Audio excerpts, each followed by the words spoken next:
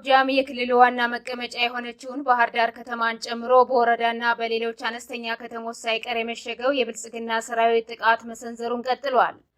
ወረራ የፈጸመው ራሱን የሀገር መከላከያ ሰራዊት ብሎ የሚጠራው ኦህዴድ መራሹ ሰራዊት ከሰፈረበት ወታደራዊ ካምፕ በመውጣት በተለይም ወታደራዊ ቅኝት በሚል በየአቅራቢያው ወደሚገኘው የፋኖ ኃይል በመንቀሳቀስ ጥቃት መሰንዘሩን የቀጠለ ሲሆን በገባበት አውደ ውጊያ ሁሉ ራሱ በከፈተው ተኩስ በደፈጣ እየተመታ ሽንፈት እያስተናገደ ይገኛል ሲሉ የፋኖ ወታደራዊ ምንጮቻችን ተናግረዋል።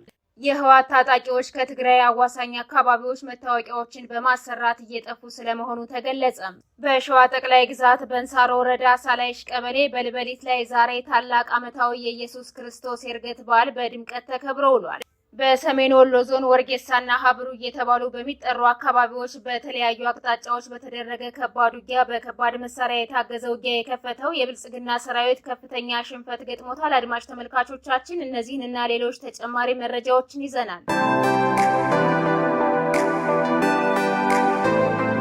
ሰላም ጤና ይስጥልን። የጥቁር አንበሳ ሚዲያ አድማጭ ተመልካቾቻችን እንደምን አምሽታችኋል? ዕለተ ሐሙስ ግንቦት 21 2017 ዓ.ም መረጃዎችን ይዘን ቀርበናል። ከዜናዎቹ ጋር ሰናይት አያሌው ነኝ። አብራችሁን ቆዩ። ወደ ዝርዝር መረጃዎች አልፋለሁ።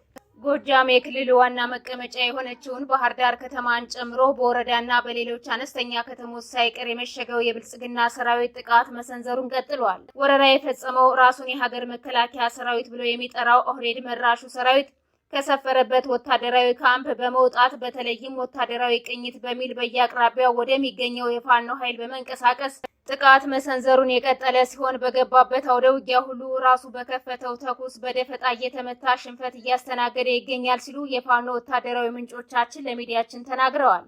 በምዕራብና በምስራቅ ቀጠናዎች በተለይም ከተሞችን ዋና መቀመጫ አድርጎ ጥቃት የሚሰነዝረው ሰራዊቱ ከባድ መሳሪያዎችን እንደ ሽፋን በመጠቀም ጥቃት ለመፈጸም ተደጋጋሚ ጥረት እያደረገ የሚገኝ ቢሆንም ፋኖ ቀድሞ ገዥ ቦታዎችን በመያዝ በሚያደርገው ድንገተኛ የደፈጣ ውጊያ እየተደመሰሰና ቁስለኛ እንዲሁም ምርኮኛ እየተደረገ ቀጥሏል ተብሏል። ጠላት ከመሸገበት ሲንቀሳቀስ ቀድሞ የአካባቢው ማህበረሰብ መረጃ እንደሚሰጣቸው የገለጹት ፋኖቹ ጠላት በፋኖ ላይ ከበባ ለመፈጸምና ለማጥቃት በተዘጋጀበት ሁኔታ ባላወቀው መንገድ በፋኖ በቆረጣ ተይዞ ከባድ ጉዳት እያስተናገደ ይገኛል ሲሉ ተናግረዋል። በዚህ ጊዜ በፋኖ ተመቶ አስከሬንና ቁስለኛ እንዲሰበስብ የተገደደው ሰራዊቱ ባልታጠቀው የማህበረሰብ ክፍል ላይ የግፍ ግድያ እንደሚፈጽምም ተነግሯል። ዛሬም በተለያዩ አካባቢዎች የደፈጣ ውጊያዎች ቀጥለው መዋላቸው የተገለጸ ሲሆን ትንኮሳ የሚፈጽመው አብይ መራሹ ሰራዊት ሲገረፍ መዋሉ ተጠቁሟል።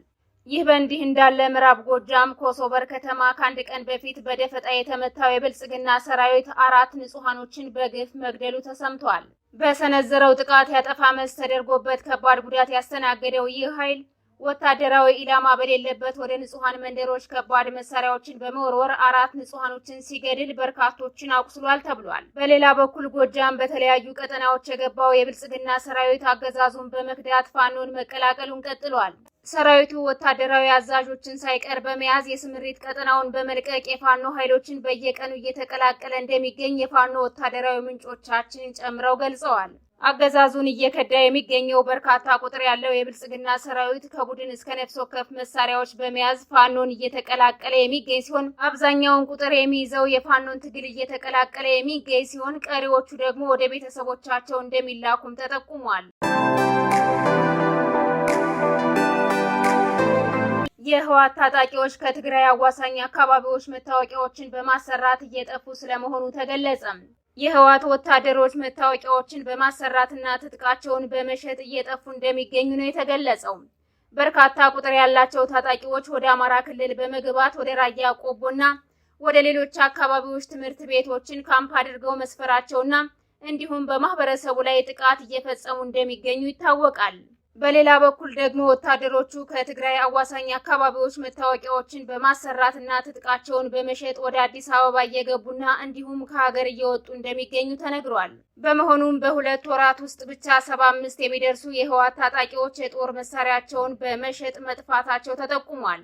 የጠፉ ታጣቂዎችን ለመተካት እስረኞችን ከስር በማስወጣት ወታደራዊ ስልጠናዎችን እንዲወስዱ እያደረጉ እንደሚገኙም ተመላክቷል። በተያያዘም የህወሓት ወታደራዊ አመራር የአርሚ 13 አዛዥ ኮሎኔል ካሳይ በርሄ መገደላቸው ተሰምቷል። ኮሎኔል ካሳይ አዲዳሩ እየተባለ ወደሚጠራው አካባቢ ለወታደራዊ ስራ በሄዱበት በትናንትናው ዕለት ግንቦት 19 2017 ዓ.ም መገደላቸው ታውቋል። ኮሎኔሉ እንዴት እንደተገደሉና በማን እንደተገደሉ ለጊዜው የታወቀ ነገር የለም። በሸዋ ጠቅላይ ግዛት በእንሳሮ ወረዳ ሳላይሽ ቀበሌ በልበሊት ላይ ታላቁ ዓመታዊ የኢየሱስ ክርስቶስ የዕርገት በዓል በድምቀት ተከብሮ ውሏል። የጌታችን የመድኃኒታችን የኢየሱስ ክርስቶስ የዕርገት በዓል በበልበሊት ኢየሱስ ገዳም ያለምንም የጸጥታ ችግር በድምቀት ተከብሮ መዋሉን የመረጃ ምንጮች ተናግረዋል።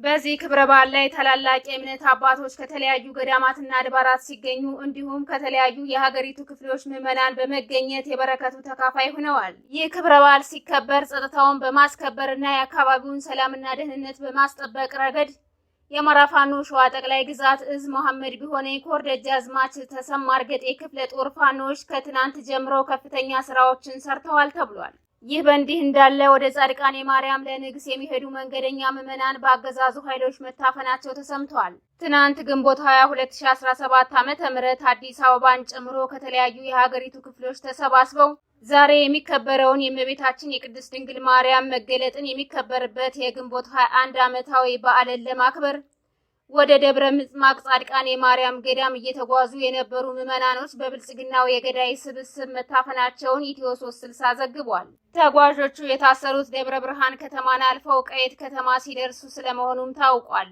ራሱን የሀገር መከላከያ ሰራዊት እያለ የሚጠራው የገዳይ ቡድን መንፈሳዊ ተጓዦችን ሲያስር እንደ ምክንያት የተጠቀመው ኮከብ የሌለበትን አረንጓዴ፣ ቢጫ፣ ቀይ ቀለም ሰንደቅ ዓላማ ይዛችኋል የሚል ስለመሆኑም ተጠቁሟል። በሰሜን ወሎ ዞን ወርጌሳና ሀብሩ እየተባሉ በሚጠሩ አካባቢዎች በተለያዩ አቅጣጫዎች በተደረገ ከባድ ውጊያ በከባድ መሳሪያ የታገዘ ውጊያ የከፈተው የብልጽግና ሰራዊት ከፍተኛ ኪሳራ ደርሶበታል። በትናንትናው ዕለት ሀብሩ ወረዳና ወርጌሳ ቀጠናዎች በተለያዩ አቅጣጫዎች ከባድ ውጊያዎች ሲካሄድ የዋሉ ሲሆን በዚህ ትንቅንቅ በጠላት ብልጽግና ሰራዊት ላይ ከባድ ጉዳት ደርሷል ነው የተባለው። በርካታ ኃይሉን በማስገባት በከባድ መሳሪያ የታገዘ ውጊያ በህዝብ ላይ የከፈተው የብልጽግና ወራሪ ሰራዊት በደረሰበት ያጠፋ መልስ የሚሊሻና የአድማ ብተና ኃይሎችን ጨምሮ በሁሉም አውደ ውጊያዎች ሙትና ቁስለኛ ስለመሆናቸው ታውቋል። በተለይም ሀብሮ ወረዳ እስከ አምባሰል ተራሮች በተደረገ ከባድ ትንቅንቅ በከባድ መሳሪያ የታገዘ ውጊያ የከፈተው የብልጽግና ወራሪ ሰራዊት ከፍተኛ ሰብአዊና ወታደራዊ ኪሳራዎች ደርሶበት አስከሬንና ቁስለኛውን በአምቡላንስና በሌሎች ወታደራዊ ተሽከርካሪዎች ሲያጓጉዝ ተስተውሏል ነው የተባለው። ወደ ፋኖ ቀጠናዎች በመግባት የተቀናጀ ጥቃት የሰነዘረው ሰራዊቱ በአካባቢው በሚንቀሳቀሰው የፋኖ ኃይል አይቀጡ ቅጣት ተቀጥቶ ከባድ ሽንፈት ያስተናገደ ሲሆን ወደ ንጹሃን መንደሮች በወረወረው የከባድ መሳሪያ ቅንቡላ በንጹሃን ላይ ጉዳት አድርሷል። በተጨማሪም ወርጌሳ ከተማ በመግባት ሰራዊቱ በወጣቶች ላይ ድብደባ ፈጽሟል፣ እንዲሁም ማስሮ ወስዷል ነው የተባለው። በተመሳሳይ ከወሎ ሳንወጣ ምዕራብ ወሎ መሃል ሳይንትና ቅርና እየተባሉ በሚጠሩ አካባቢዎች በተደረገ ውጊያ በሁለት ግንባሮች ከ12 በላይ የብልጽግና ወታደሮች ሙትና ቁስለኛ ተደርገዋል። በሁለት አቅጣጫዎች ጥቃት ከሰነዘረው የጠላት ኃይል ጋር የገጠመው የፋኖ ኃይል በአብይ አህመድ ቅጥረኛ ሰራዊት ላይ ጉዳት ያደረሰ ሲሆን በዚህ የተበሳጨው ሰራዊቱ ወደ ንጹሃን መንደሮች በመግባት ጥቃት ፈጽሟል። አዊ ዞን መተከል ፓዊ በርካታ የብልጽግና ወታደራዊ አዛዦች ታስረው እንደሚገኙ ታውቋል። ፓዊ ልዩ ቦታው 2345 እየተባለ በሚጠራ ቦታ በርካታ የብልጽግና ከፍተኛ ወታደራዊ አዛዦች ታስረው እንደሚገኙ የተገለጸ ሲሆን የታሰሩበት ምክንያት ደግሞ የንጹሃኖችን ግድያ የተቃወሙና የፋኖ ደጋፊዎች ናቸው የተባሉ ስለመሆናቸው ተጠቁሟል። እነዚህ ወታደራዊ አዛዦች ከሰሞኑ ከታሰሩ ከ3 ወራት በኋላ ከታሰሩበት 2345 ተብሎ ከሚጠራው ቦታ ወደ ሌሎች ያልታወቁ ቦታዎች ስለመወሰዳቸውም ተመላክቷል። የተወደዳችሁና የተከበራችሁ አድማጭ ተመልካቾቻችን ለዛሬ ያዝንላችሁ መረጃዎች እነዚህን ይመስሉ ነበር። የዩቲዩብ ቻናላችንን ላይክ፣ ሼር፣ ሰብስክራይብ እንድታደርጉ በአክብሮት እንጠይቃለን።